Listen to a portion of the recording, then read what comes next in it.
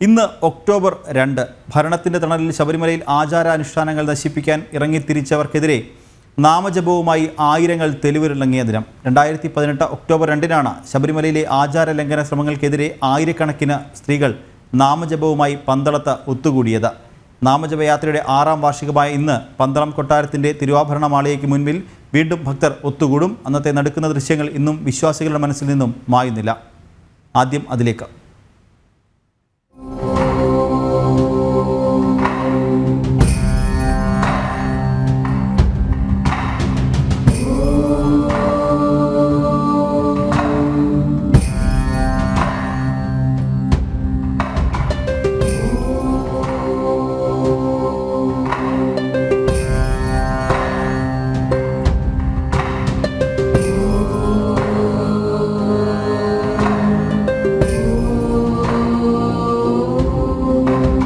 ഇതാണിതാണു കാണുവിൻ,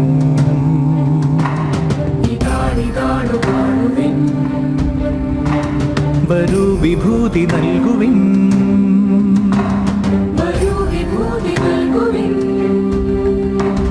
മഹാടവി തടങ്ങളിൽ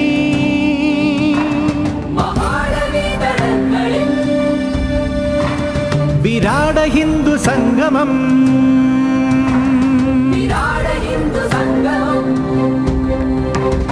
ഇതാണിതാണു കാണുവിൻ, വരൂ വിഭൂതി നൽകുവിൻ, മഹാടവി തടങ്ങളിൽ വിരാട ഹിന്ദു സംഗമം.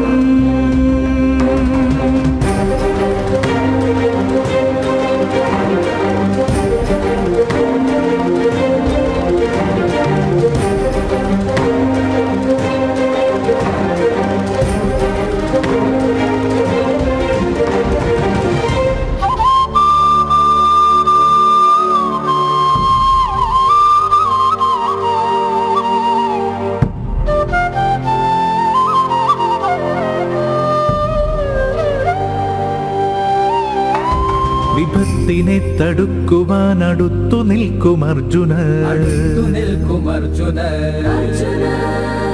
രചിക്കയാണവർ മഹാചരിത്രമെന്നു നിർണയം. ഒരേ മനസ്സൊരേ ജപം ഒരേ വികാര നിർഭരം, സ്വധർമ്മപാലനത്തിനായി സ്വജീവിത സമർപ്പണം. അഹന്തതൻ ചിലമ്പണിഞ്ഞ ധർമ്മികൾ അടുക്കമേ, അഹന്തതൻ ചിലമ്പണിഞ്ഞ ധർമ്മികൾ അടുക്കമേ, നിശ്ചയിച്ചുറച്ചു നിൽക്കയാണവർ. ഇതാണിതാണു കാണുവിൻ,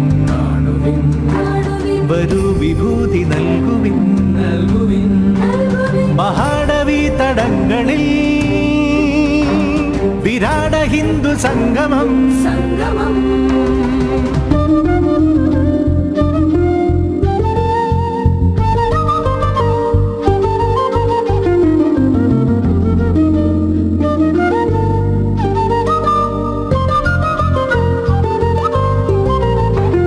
നിരയ്ക്കുമെന്നു മൃത്യുവും വരിക്കുവാനൊരുക്കമായി,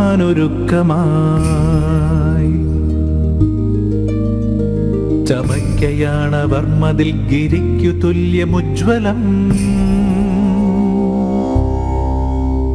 കടുത്ത ദണ്ഡിനാലവർ വരിപ്പു ക്രൂരമർദ്ദനം,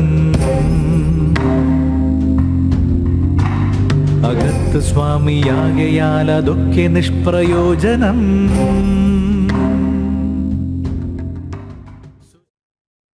വിവരങ്ങളുമായി പന്തളത്ത് നിന്ന് CG ഉമേഷ് ചേരുന്നുണ്ട്. ഉമേഷ്, ശബരിമലയിലെ ആ നാമജപ ഘോഷയാത്രയുടെ വാർഷികമാണ് ഇന്ന്.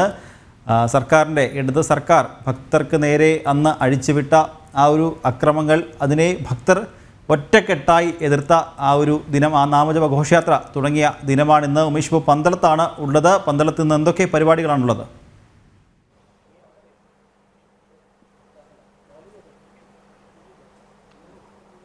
അനിഖിൽ ഇന്ന് 6 വർഷമാവുകയാണ് പന്തളത്ത് നാമജപ ഘോഷയാത്ര അത് നടന്നിട്ട് എൻ്റെ വാർഷികം. എന്നേക്കാൾ കൂടുതൽ അത് പറയാനോടൊപ്പം നാരായണവർമ്മ തമ്പുരാനുണ്ട്. അദ്ദേഹമായിരുന്നു അന്ന് പന്തളം കൊട്ടാരത്ത് നിർവാഹക സംഘത്തിൻ്റെ അന്ന് സെക്രട്ടറി ആയിരുന്നു. പന്തളം കൊട്ടാരമാണ് ഇത്തരമൊരു ആഹ്വാനം നടത്തിയതും കൊട്ടാരത്തെ പോലും ഞെട്ടിച്ചുകൊണ്ടാണ് അത്രയും ആളുകൾ ഇവിടേക്ക് ഒഴുകിയെത്തിയത്. ഇപ്പോൾ ഓർക്കുമ്പോൾ ഒരു അത്ഭുതമായിട്ട് തോന്നുന്നുണ്ട്. അത് എങ്ങനെ ഓർക്കുന്നു തമ്പുരാനെ? 6 വർഷമാകും. ആറാം വാർഷികമാണ് നമ്മൾ ഇന്ന് ആചരിക്കുന്നത്. നമ്മൾ ആദ്യം തന്നെ അതിനകത്ത് ബലിദാനികളായ നമ്മുടെ അയ്യപ്പ ഭക്തരെ മനസ്സിൽ സ്മരിച്ചുകൊണ്ടാണ് നമ്മൾ ഇന്നിത് ആഘോഷിക്കാൻ ഉദ്ദേശിക്കുന്നത്. ആചാര സംരക്ഷണത്തിനായിട്ട് ഇതിൻ്റെ മുൻപന്തിയിൽ നമുക്ക് വേണ്ട മാർഗദർശനം നൽകിയ ശശികുമാർ വർമ്മ നമ്മോടൊപ്പം ഇന്നില്ല. അദ്ദേഹത്തിൻ്റെ ഭഗവത് പാദങ്ങളിലേക്ക് അദ്ദേഹം ഈ ഫെബ്രുവരി 13 ലയിച്ചിരിക്കുകയാണ്. എങ്കിലും അദ്ദേഹം നമ്മുടെ കൂടെ എപ്പോഴും ഉണ്ട്. ആ ഊർജ്ജമാണ് നമ്മളെ മുന്നോട്ട് നയിക്കുന്നത്. തീർച്ചയായിട്ടും പന്തളം കൊട്ടാരം അന്ന് സുപ്രീം കോടതിയിലെ സെപ്റ്റംബർ 28 വിധി വന്നപ്പോൾ തന്നെ ഈ തിരുവാഭരണ മാളികയുടെ മുമ്പിൽ, ഭഗവാന്റെ തിരുവാഭരണ മാളികയുടെ മുമ്പിൽ വെച്ച് ഒരു യോഗം ചേർന്ന ശേഷമാണ് ഒക്ടോബർ 2, 2018 ഒക്ടോബർ 2 ആചാര സംരക്ഷണത്തിനുള്ള ഒരു നാമജപയാത്ര എന്ന ഒരു സങ്കല്പത്തോടെ ഭഗവാന്റെ ആ ഒരു അനുഗ്രഹത്തോടുകൂടി ആലോചിച്ചിരുന്നത്. ഒരു 5000 ഭക്തരെയാണ് നമ്മൾ അന്ന് ഉദ്ദേശിച്ചത്. ഏകദേശം 5000 ഭക്തർ പങ്കെടുക്കും. കാരണം അതിന് വേണ്ടതായ പബ്ലിസിറ്റിയോ അങ്ങനെയൊന്നും ഉണ്ടായില്ല. ഇത് കേട്ടറിഞ്ഞ് ഭക്തജനങ്ങൾ നമ്മുടെ അയ്യപ്പൻ്റെ ആചാര സംരക്ഷണത്തിന് വേണ്ടി മുന്നോട്ട് വന്നതാണ്. നമ്മളെപ്പോലും അന്ന് അതിൻ്റെ സംഘാടകരെ പോലും അത്ഭുതപ്പെടുത്തിക്കൊണ്ട് 1 ലക്ഷത്തോളം ഭക്തജനങ്ങൾ പന്തളത്തിൻ്റെ രാജവീഥികളിൽ നിറഞ്ഞു തുളുമ്പി വന്നപ്പോൾ അത് ശരിക്കും ഭഗവാന്റെ അനുഗ്രഹമായിരുന്നു. അതുകൂടാതെ ഈ നാമജപയോടൊപ്പം മേളിൽ നമ്മുടെ ആകാശത്ത് തിരുവാഭരണം കൊണ്ടുപോകുമ്പോൾ ഉള്ള പോലെ കൃഷ്ണപ്പരുന്ത് വട്ടമിട്ട് പറന്നതും ഒരു അത്ഭുതം തന്നെയായിരുന്നു. ഈ തുടക്കം ലോകം മുഴുവൻ തന്നെ അയ്യപ്പൻ്റെ ആചാര സംരക്ഷണത്തിനായി ലോകം മുഴുവൻ തന്നെ അത് ഏറ്റെടുക്കുകയും ഭക്തജനങ്ങളുടെയും ഒരു കൂട്ടായ്മ തന്നെ ഇനി ഒരിക്കലും ഒരു ആചാര ലംഘനം ഉണ്ടാകാൻ പാടില്ല എന്ന ദൃഢവിശ്വാസത്തിൽ അത് മുന്നോട്ട് കൊണ്ടുപോവുകയും ചെയ്തു. അതിൻ്റെ ആ വാർഷികമാണ് ഇന്നിവിടെ ആചരിക്കുന്നത്. ഇപ്പോഴും ഇതിന് പ്രസക്തിയുണ്ട്. കാരണം ഇപ്പോഴും സുപ്രീം കോടതിയിൽ ഇതിൻ്റെ കേസ് കഴിഞ്ഞിട്ടില്ല. പല ക്ഷേത്രങ്ങളിലും ഈ ആചാര ലംഘനങ്ങൾ നടക്കുന്നുണ്ട്. അപ്പം മാത്രമല്ല, അന്ന് ഈ ശബരിമല വിഷയം ഉണ്ടായപ്പോൾ ഏറ്റവും കൂടുതൽ അതിന് ത്യാഗം സഹിച്ചതും നമ്മുടെ ജനം TV തന്നെയാണ്. അത് പ്രത്യേകം പറയാതിരിക്കാൻ പറ്റില്ല. അതിന്നത്തെ റിപ്പോർട്ടർ അവരെ നമ്മൾ ഒരു പൊൻമോതിരം അണിയിച്ച് തന്നെ അത് സ്വീകരിക്കുകയുണ്ടായി. എല്ലാം ഭഗവാന്റെ നിയോഗം പോലെ ഭംഗിയായി തീരും എന്ന് തന്നെയാണ് വിശ്വാസം. സ്വാമി ശരണം. അപ്പോൾ എനിക്ക് തോന്നുന്നു ഈ ക്ഷേത്രങ്ങൾക്ക് നേരെ, ആചാരങ്ങൾക്ക് നേരെ എന്ത് ചെയ്താലും കുഴപ്പമില്ല എന്നൊരു ചിന്താഗതിയിൽ നിന്ന് പ്രചോദിക്കാൻ ആളുകളുണ്ട്. ഭക്തർ തെരുവിലേക്ക് ഇറങ്ങുമെന്നൊരു കൃത്യമായ മെസ്സേജ് നൽകാൻ പന്തളത്തിന് കഴിഞ്ഞിരുന്നു 2018 ഒക്ടോബർ 2. തീർച്ചയായിട്ടും അതാണ്. ഒരു കൊടിയുടെയും കീഴെ പോവാതെ ഭഗവാന്റെ നാമജപവുമായിട്ട് ആ ഒരു ശരിക്കും ഗാന്ധി ജയന്തി ദിനമാണിന്ന്. അദ്ദേഹം മുന്നോട്ട് വെച്ച എങ്ങനെയാണ് നമുക്ക് സ്വാതന്ത്ര്യം നേടിത്തന്നത്, അതേപോലെ അഹിംസാ സിദ്ധാന്തത്തിൽ ഭഗവത് നാമങ്ങൾ ഉരുവിട്ടുകൊണ്ട് ഭക്തജനങ്ങളേക്ക് പന്തളത്തിൻ്റെ രാജവീഥിയിലേക്ക് വന്നപ്പോൾ അത് ലോകം മുഴുവൻ തന്നെ ഉറ്റുനോക്കുകയും അത് നെഞ്ചോടെ ഏറ്റെടുക്കുകയും ചെയ്തു. തീർച്ചയായിട്ടും അത് വലിയൊരു സംഭവം തന്നെയായിരുന്നു. മറ്റേ ഹൈന്ദവ മുന്നേറ്റത്തിനും അതുപോലെ ഹൈന്ദവ സമാജത്തിനും ഒരു വഴികാട്ടി തന്നെയായിരുന്നു. സ്വാമി ശരണം. എന്തൊക്കെയാണ് ഇന്ന് ഈ ആചാര സംരക്ഷണത്തിനോ ബന്ധപ്പെട്ട് ഇന്ന് എന്തൊക്കെയാണ് ഇവിടെ നടക്കാൻ പോകുന്ന ചടങ്ങുകൾ? ഇന്ന് നമ്മൾ ഉദ്ദേശിച്ചത് ഇന്ന് 6ാം വാർഷികമാണ്. അപ്പം ആചാര സംരക്ഷണത്തിൻ്റെ പ്രസക്തി മാത്രമല്ല, ശബരിമലയിലെ തന്ത്രി അദ്ദേഹമാണ് ഇത് ഭദ്രദീപം തെളിയിക്കാൻ ഇന്ന് എത്തുന്നത്. അതുകൂടാതെ തന്നെ അയ്യപ്പ സേവാ സമാജത്തിൻ്റെ സംസ്ഥാന പ്രസിഡന്റ് അക്രമൻ കാളിദാസൻ ഭട്ടതിരിയും എത്തിത്തീരും.